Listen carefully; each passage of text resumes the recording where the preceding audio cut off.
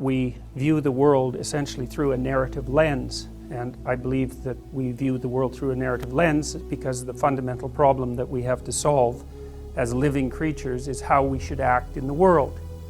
And that means how we should act to maintain ourselves, but also how we need to act in relationship to other people and in relationship to the broader world in order to maintain ourselves across time.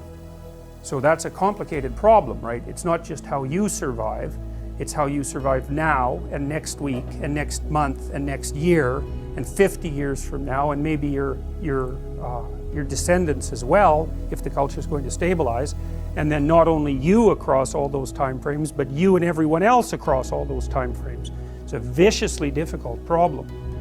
And so I would say that we have evolved mechanisms to solve that.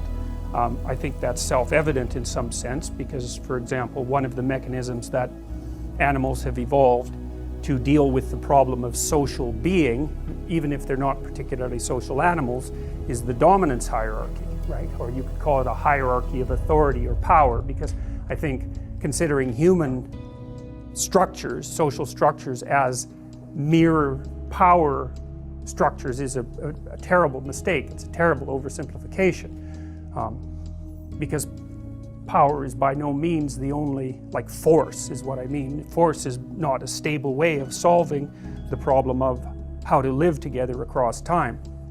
The question is, what is the stable way of solving how to live together across time? And that really is the question, and it's part of the question that I'm trying to answer, partly because it's a perennial problem, right? We face the problem of how to organize ourselves in small social units without undue conflict, and then we face the larger problem of how to organize ourselves into large social units without undue conflict, and that conflict can be absolutely devastating and frequently is.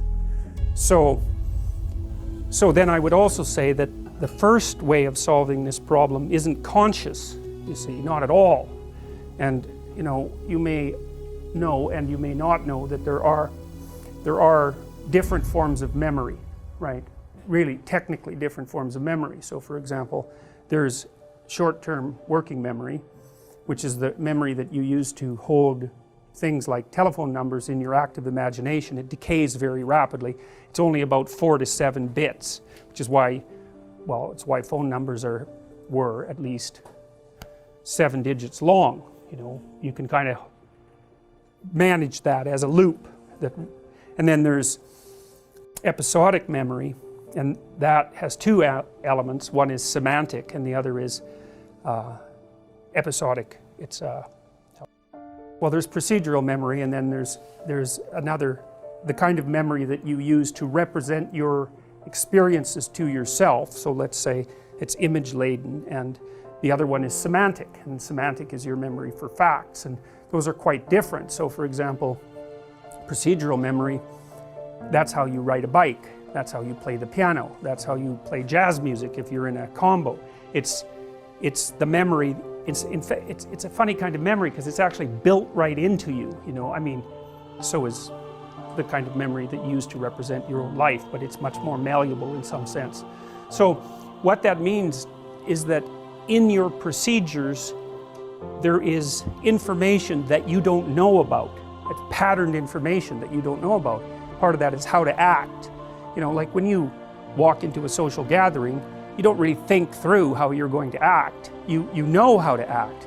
And if someone asked you exactly what it is that you're doing and why, you could formulate a story about it.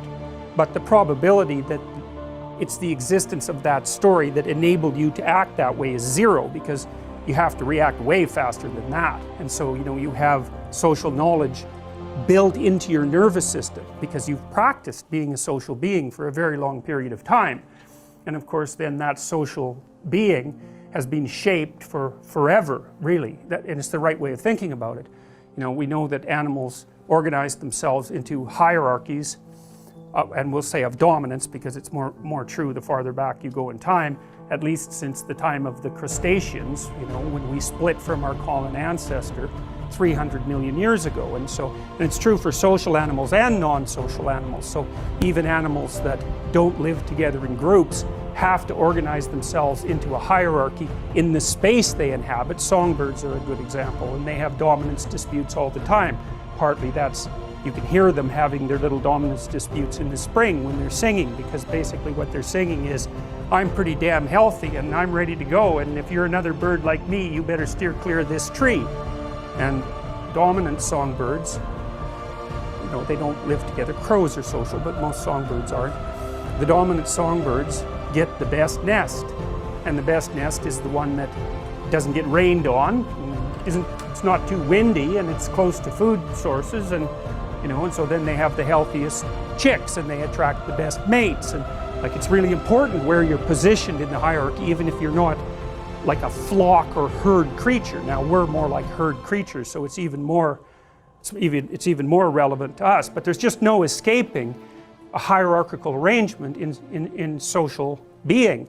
That is social being, and it's evolutionarily ancient beyond conception. So 300 million years ago there weren't trees, you know, I mean, so the dominance hierarchy is older than trees.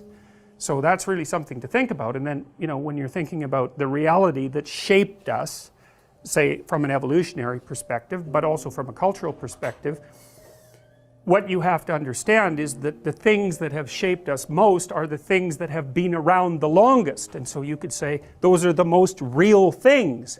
And you can't even see some of them. Like, it's not like you can come in here, well, it's not exactly true. You can't come in here and see the multiple dominance hierarchies that are at work. You can in a way, because the chairs are set up to face this way and I'm facing that way, and that gives you some clues about the social order here, and you take the cues instantly, right? You come down, you sit in the chairs, you organize yourselves according to mutual expectation, and that's part of your procedural knowledge about how to behave as a social creature.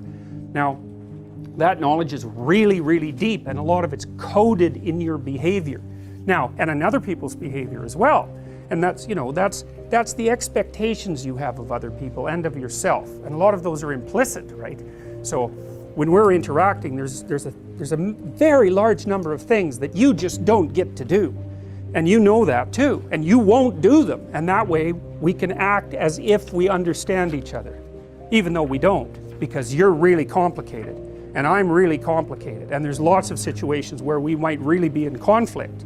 But because we share a map of the culture, the cultural expectations, it makes part of it's built right into our perception. You will act out that set of expectations, and so will I. And if neither of us can do that, even if one of us can't, we're either going to immediately devolve into conflict, or we're going to avoid each other like the plague. And that's exactly the right thing to do.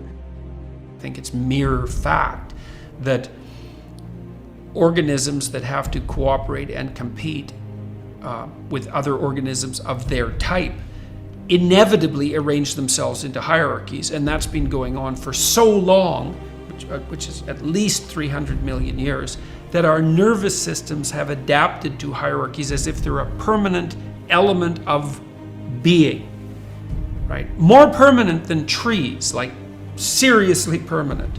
The most fundamental neurochemical, the one that regulates the entire brain, serotonin, is acutely sensitive to hierarchical distinctions.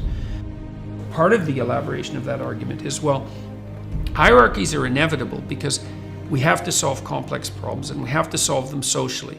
And when you implement a solution to a complex problem socially, you produce a hierarchy because some people are better at the implementation than others. So there's a hierarchy of competence, and then there's a hierarchy of distribution of the spoils. And in both of those hierarchies, you get a disproportionate clumping of resources at the top and dispossession at the bottom. It's in the nature of hierarchies. So what's the left for?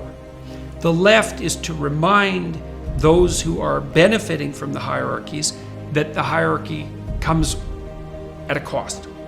And the cost is the clumping of people at the bottom.